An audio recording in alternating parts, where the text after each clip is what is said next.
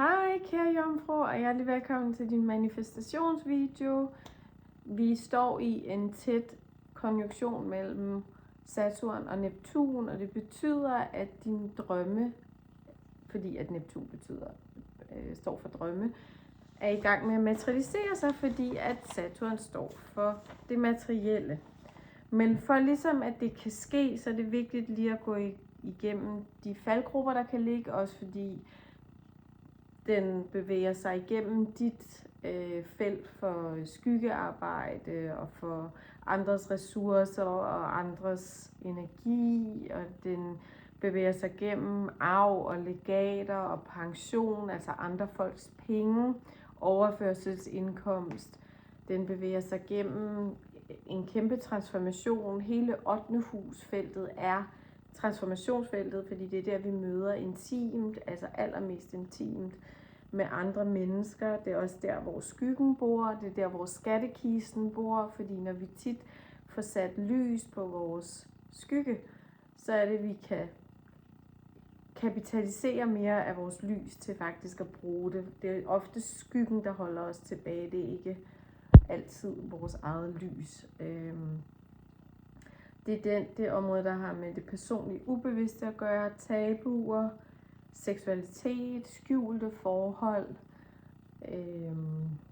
dynamikker, og så igen det har med økonomi at gøre, finansiering, bistand, snylteri, og netop når den står sammen med Neptun, kan der være et element af bedrag fra ens partner, fordi at planeten Neptun kan stå for bedrag, altså så der kan simpelthen være bedrag til stede for dig, kære jomfru. Det er noget, du skal være opmærksom på.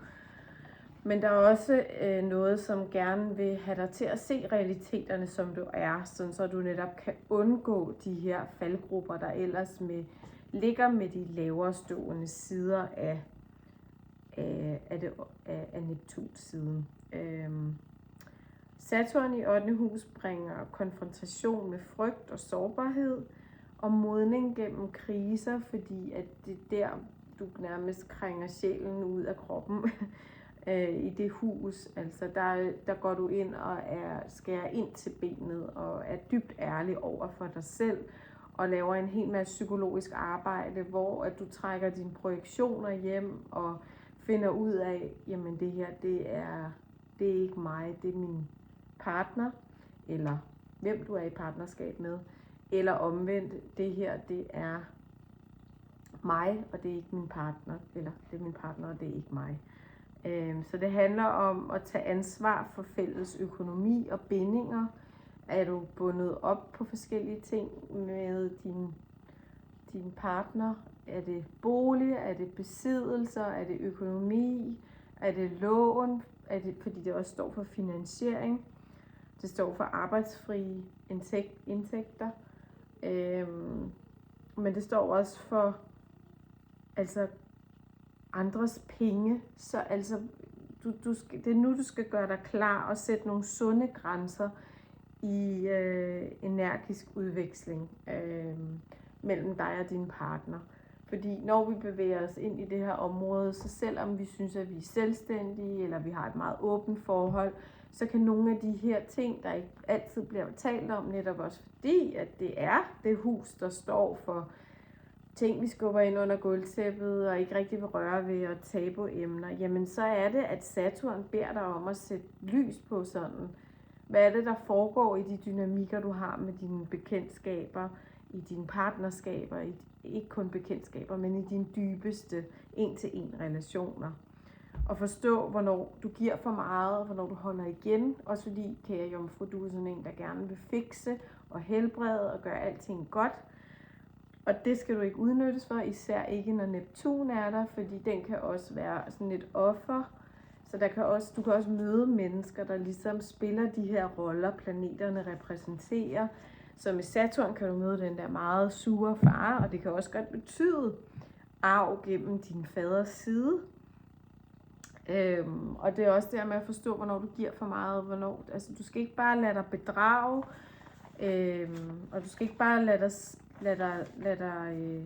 lade andre slippe af sted med hvis der er kaos i deres liv, eller hvis der er uklarhed i deres liv, eller rod eller tågethed, der kan du fungere som en kanal for intuition, inspiration.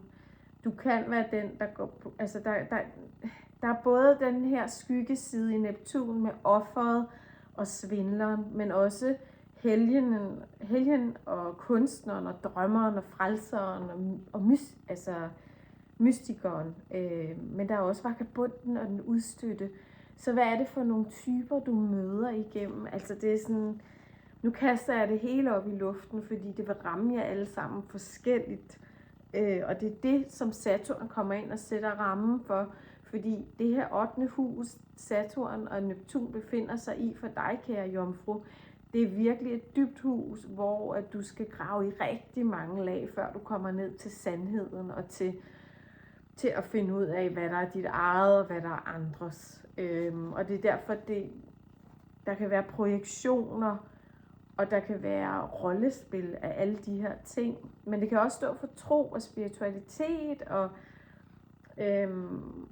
at troen på det uselviske kan løfte dit partnerskab ud af en økonomisk situation, eller at simpelthen at arbejde seriøst med healing og terapi, fordi Neptun også betyder healing og terapi.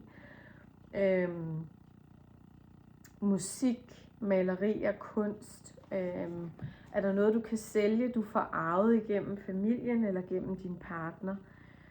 Og der er det vigtigt, at Saturn spørger dig simpelthen over de næste 2 år, hvad binder dig, og hvad frigør dig? Og jeg kommer sådan til at tænke på den her frase, vi ofte har også med Uranus, at man kan enten være fri fra noget, eller også så kan du være fri til at gøre noget. Og det er 2 helt forskellige steder at komme fra. Og du er bare guld værd, kære jomfru, og du er der altid for din nærmeste, og du er altid klar til at hele og fikse og helbrede og gøre komplet og helt og perfekt det, der mangler i jeres liv. Men det er ikke altid, at folk at fortjener det, eller at du eventuelt overskrider dine egne grænser for, hvad du kan give. Så derfor så skal du også passe på, at du ikke bliver energetisk drænet, hvis du ikke er grounded, eller at der er idealiserede forbindelser, hvor at vi kan sagtens få den her aftale til at fungere, og så kan man ikke i virkeligheden, eller at der er uklare grænser, der ikke bliver italesat, netop fordi det er huset for det skjulte, for, hvad er det for et ord, jeg leder efter, for fortrængninger, for skjulte forhold. Så det er vigtigt også at sætte grænser og mærke de der små nudges, du mærker til at snakke med din partner om ellers ubehagelige ting. Man skal virkelig være parat til at gå ud på tynd is, når du arbejder med Saturn og Neptun i 8. hus, fordi ellers så kan du lave virkelighedsflugt, eller der vil være ting, du ikke vil ture og tage op med din partner, fordi at Neptun går ind og gør dig eskapistisk og laver virkelighedsflugt for dig, fordi det ikke er rart at røre ved. Men Saturn hjælper dig, så det er altså nu, mærker jeg for dig, du skal sætte dig ned og sige, jamen, hvad gør jeg det her for? Hvad er det, der frigør dig, og hvad binder dig? Og være sådan helt ærlig omkring det. Og det vil jeg selvfølgelig altid gerne hjælpe dig med. Men der vil også være en særlig magnetisme i intime relationer. Andre vil være draget af den dybde og den tiltrækning, du har på dem, fordi du udstråler noget healende, du udstråler noget dybt, noget nærværende, noget spirituelt, altså noget ærligt og autentisk. Og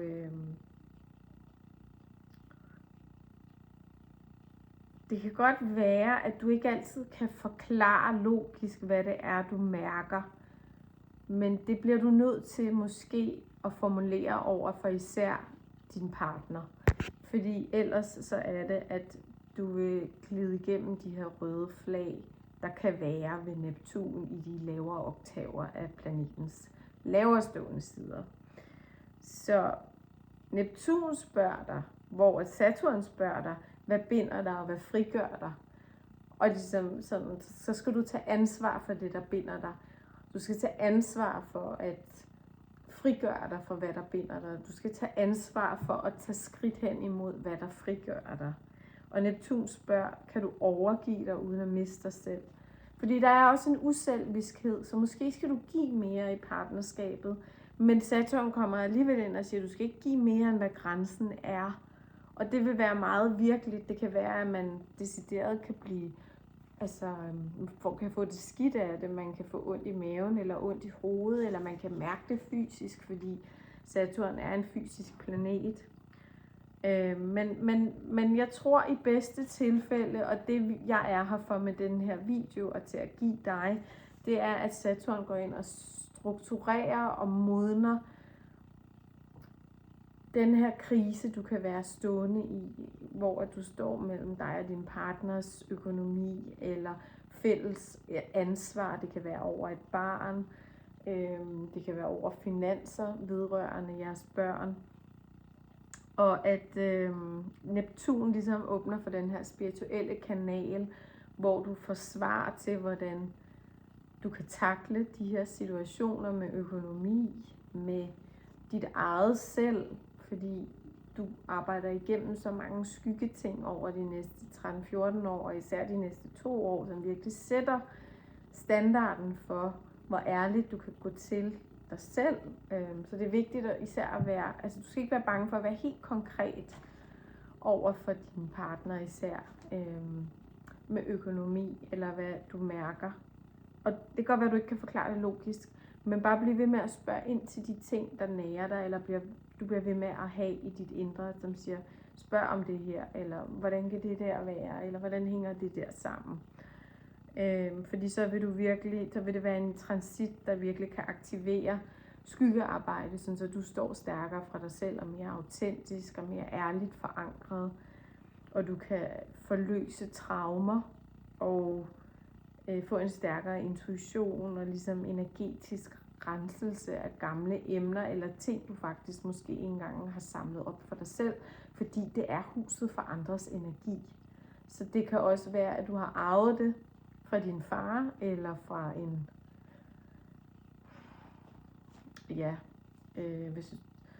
fra en fisk, for eksempel, og fordi at Neptun styrer fisken, fra en med stærke Neptun egenskaber. En, der måske står i dit eget personlige 12. hus, og det kan jeg jo kigge på, hvis jeg kigger på dit horoskop. Det 12. hus står også for dine fjender. Så der er noget, hvor du skal være opmærksom på dig selv. Du skal tage hånd om dig selv, og du skal ikke bare stole blind på andre, fordi det er huset for skyggearbejde.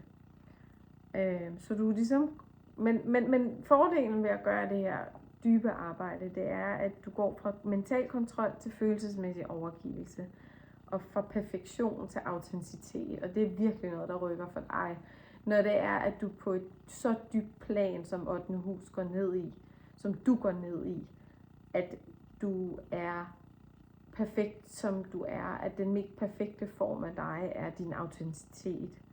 Og du går også fra at fikse til at heale. Og healing betyder også at bringe i balance igen.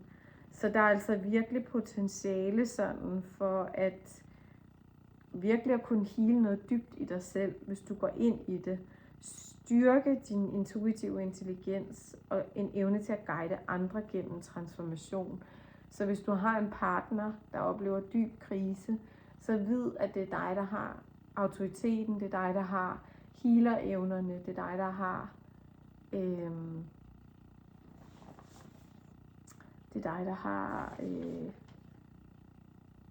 det er dig, der kan være frelseren, kan være kunstneren, æstetikeren og drømmeren, der bringer noget andet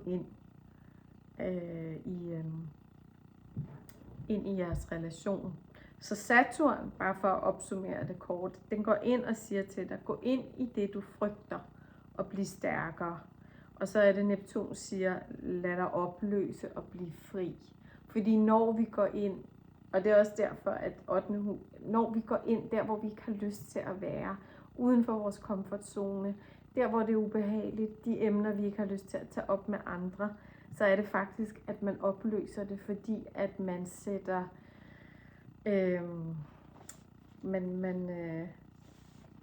man siger troldens navn, altså trolden på skattekisten. Og så er det, du får adgang til de her dybere sider af dig selv med meget mere power, meget mere tilstedeværelse, hvor du kan inspirere og være en klar kanal for andre mennesker. Og hjælpe dem igennem de her dybe processer, og hjælpe dem med at se ærligt til.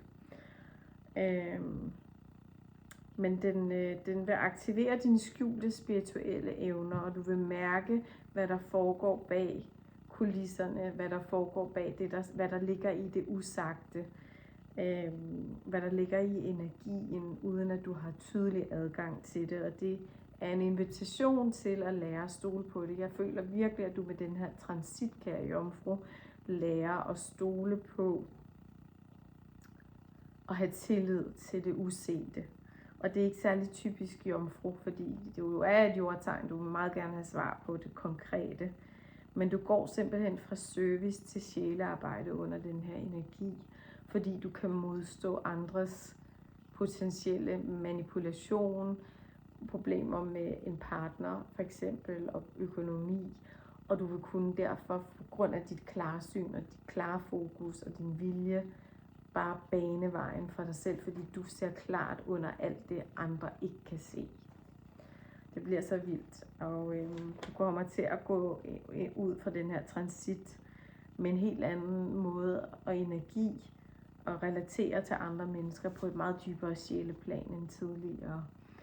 Så kære jomfru, hvis det resonerer med dig, så skal du være velkommen til at booke en session med mig, og